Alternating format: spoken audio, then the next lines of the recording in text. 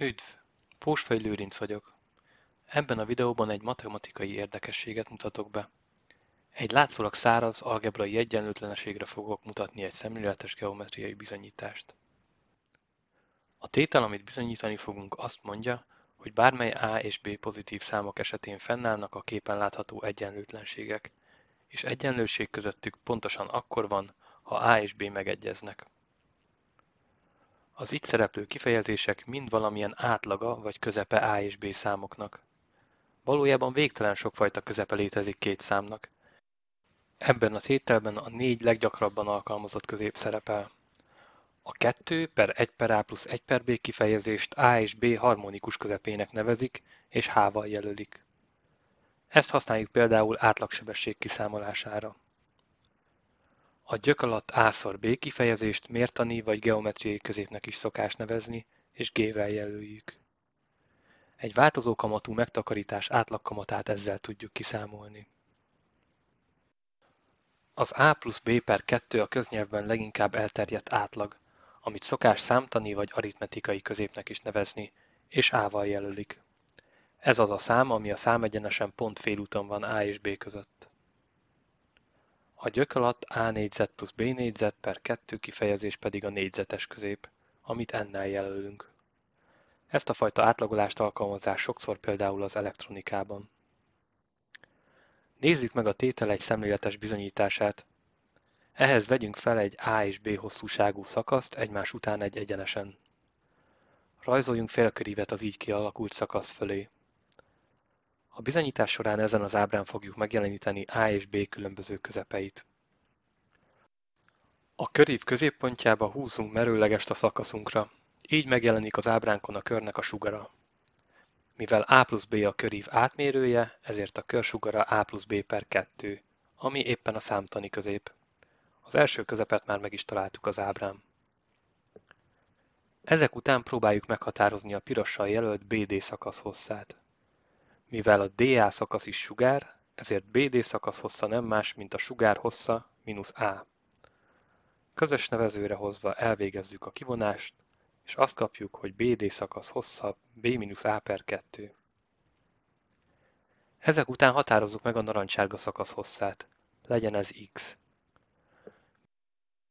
A BDE háromszög egy derékszögű háromszög, aminek egyik befogója A plusz B per 2, a másik B-A per 2 hosszúságú. A Pithagorász tétel segítségével így ki tudjuk számolni X négyzetet.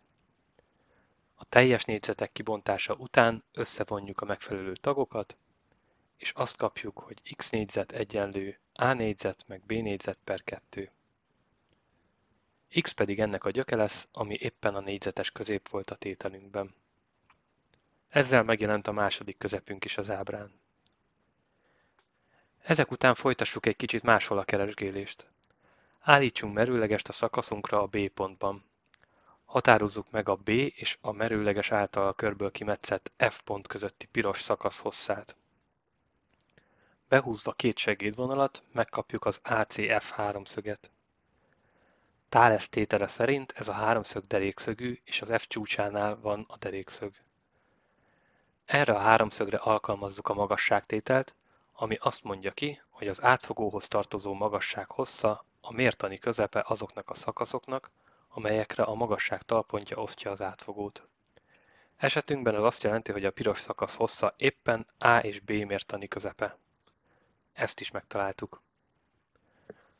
Most húzzuk be az FD szakaszt, majd húzzunk B pontból merőlegest erre a szakaszra. Számoljuk ki a zölddel jelölt FG szakasz hosszát. Ehhez a befogótételt fogjuk alkalmazni a BDF derékszögű háromszögre. A tétel szerint egy derékszögű háromszögben a háromszög befogója mértani közepe az átfogónak és az átfogóra eső merőleges vetületének. Vagyis esetünkben BF befogó hossza a mértani közepe DF átfogó hosszának és a keresett X-el jelölt GF szakasz hosszának. A BF szakaszról az előbb beláttuk, hogy a hossza gyök alatt A-szor B. DF pedig szintén egy sugara a körnek, így annak hossza A plusz B per 2. Átrendezve X-re az egyenletet egy kis alakítással azt kapjuk, hogy X az nem más, mint 2 A-szor B per A plusz B. Néhány helyen ebben a formában definiálják a harmonikus közepet, a mi tételünkben azonban egy másik alak szerepel, ezért ezt még egy kicsit gyúrjuk. Leosztjuk a számlálót és a nevezőt is A-szor B-vel, és a nevezőben elvégezzük tagonként a leosztást, és meg is kaptuk a harmonikus közép általunk definiált formáját. Megtaláltuk tehát a negyedik közepünket is az ábrán. Most jelenítsük meg az összeset egyszerre. Tekintsük a BGF háromszöget. Ebben a derékszögű háromszögben A és B harmonikus közepe az egyik befogó hossza, míg a geometriai közepük az átfogó hossza. Mivel az átfogó mindig hosszabb, mint a befogó, ezért ezzel be is láttuk, hogy a harmonikus középnél nagyobb vagy egyenlő a geometriai közép. Ezután hasonlítsuk össze a DE és BF szakaszok hosszát.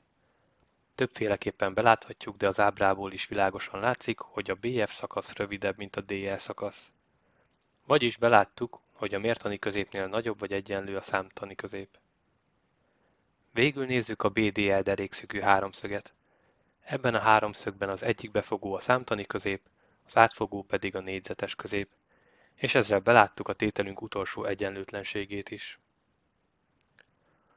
Az egyenlőtlenségeket beláttuk, de volt a tételnek egy másik állítása is, mégpedig az, hogy a közepek között egyenlőség pontosan akkor áll fenn, ha A megegyezik B-vel.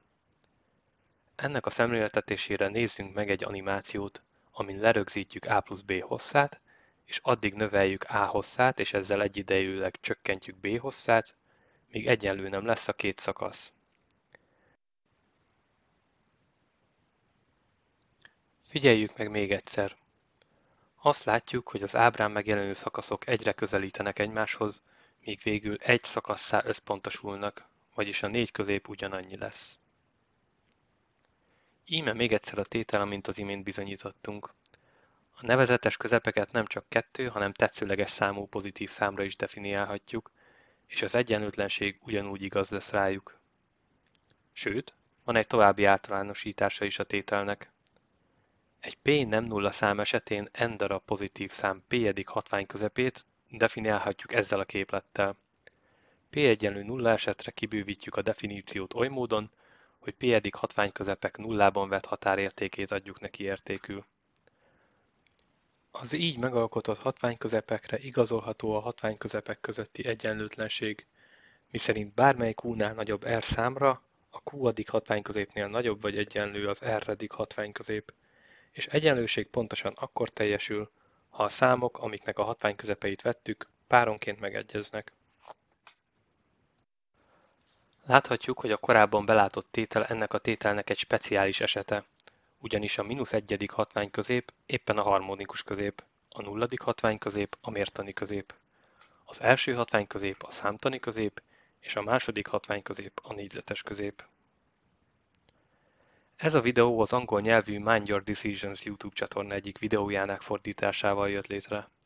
Ha tetszett a videó, látogass meg a Mind Your Decisions csatornát, ahol rengeteg hasonló érdekes videót találsz. Linkek a videó leírásában.